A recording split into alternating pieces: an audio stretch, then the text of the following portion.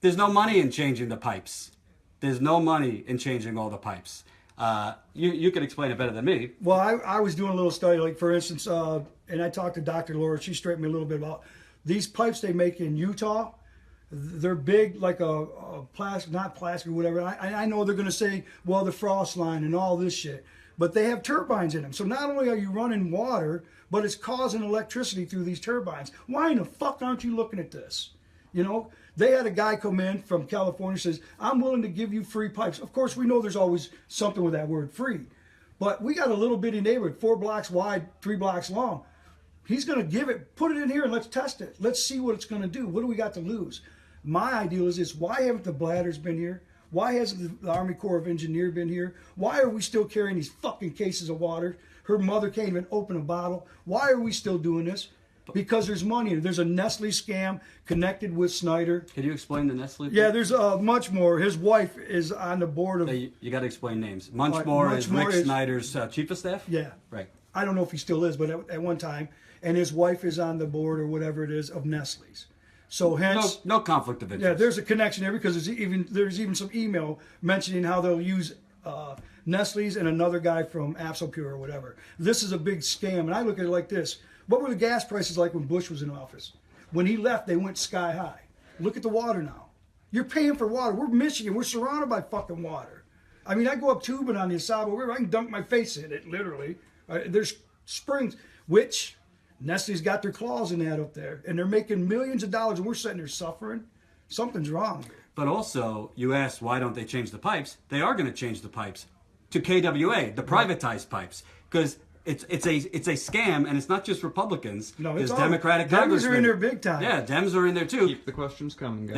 They want to privatize. So they're waiting for this KWA to be finished building, flowing. So then it's a private water company and not the state. Well, let's not forget the KWA is going to supply the farming community too, because that raw water you can use out on them fields or whatever. Not to mention DTE, all these little other plants. They're going to be, and this was made clear in 2011. What their ideal is, one place is going to get 3 million gallons a day, and Jeff Wright's just chomping at the bits. Ooh, this is some beautiful shit. Well, yeah, maybe it is for the companies. But I also want to move backwards because what I'm trying to do while I'm here is to show you that this is still a crisis. It's still not safe to drink this water, to bathe in this water, to do, frankly, anything with this water. The bottom line is, and I have been told this from Scott, they have done very, very little testing for bacteria. Yeah, he's right. So chloroform, Legionnaire's disease. People are having Legionnaire's disease. There's bacteria. Signalia or whatever that. I can't pronounce half of this shit. I'm gonna do a video on it. So, well, here you go. You got aluminum, copper, iron, lead, magnesium, phosphorus, zinc, chloroform. I mean, this is just 2 pages. This is all high levels being found. What they've done in terms of tests, they have taken this is the state. They have taken lead levels and maybe chloroform levels from homes, maybe 2 or 3 homes. Then they take it right out of Flint, and they test a commercial building or a hotel, their levels. Commercial buildings, hotels.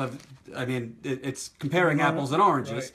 Right. And they say, "Oh, look, our levels aren't much different than right outside Flint." Problem solved. The sample sizes of what they've tested are way too small, and also the homes that they've been testing. I think you said it was 200, went down to 154. Now it's at 130, and it doesn't encircle the whole city because at one place, where are they testing? They're testing out on the edges. Some of them I can't say for sure, but a lot of them are new houses or in areas like my neighborhood, for instance. It's 4 deep, 3 wide, and we're in like a little cesspool. You know how you go canoeing or whatever? You got that place where all the bottles. That's my neighborhood. Mm-hmm. There's not enough of us in here to flush this shit. But what I'm saying is they're not testing in the slums. They're not testing in the worst of the worst homes. I can't say they're not. I'm thinking they're just pinging it though. Yeah. You know what I'm saying? I can't say that they're not testing it because some of it is being hit. But then on the same note, okay, I'm fucking sick of lead and copper. Okay, I agree with you, Mark. You did your job. Join these other guys, and let's find out. Come on, man. I got a 52-page result My eyes are still burning. I'm still losing hair. Of course, I'm an old man. My teeth, our bones are just aching, bro. But it's not just you. I was at a home yesterday talking to Melissa Mays. She's been very active. She's an activist, a mother. She's got a 12-year-old and a 13-year-old. Well, I'm not a doctor, but essentially your bone plates are growing. That's like the prime age where your bone structure is growing. So that affects your height, your stature, your muscles, whatever. Well, lead will slow that down. So now our 12 and 13-year-olds, they've been in so much pain that they could barely sleep. Which does what? Makes them angry. Yeah. Causes anxiety. Yeah. Don't want to move.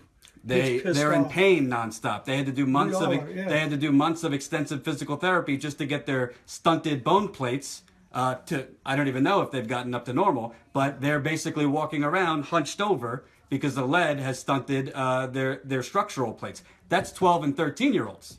I was at a house the other day. The kids are having nosebleeds. We've been doing that. Nosebleeds, rashes. And this is at a place where government officials in Snyder are saying it's okay to bathe in the water. They're about to have a meeting in Chicago in January.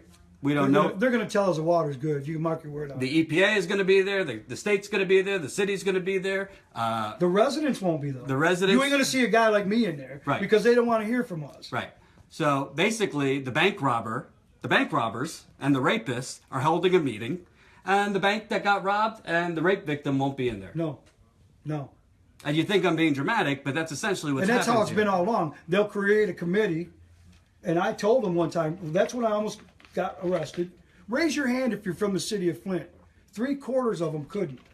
Why are you in here telling Flint how we should be doing shit? And now people are getting grant money to do this, coming from wherever. Delaware was the last one. What are you guys here for? I said, we're the ones suffering. We're trying to tell you what's going on. Believe me, United States, this fucking shit is not over. They're trying to cover up all of this. And anybody that speaks out, they try to slap them down. Well, we've been beat enough. It's been 3 years, you guys. 3 years. And it's taken a toll on my family, the neighborhood, the whole city. The politicians are skating around the issues. Some of them weren't even on board, let's not forget, until 10 months later. And now they're all high and mighty about we're doing this and we're doing that. Bullshit. The money's dropping. You're putting your fucking hands out to get it.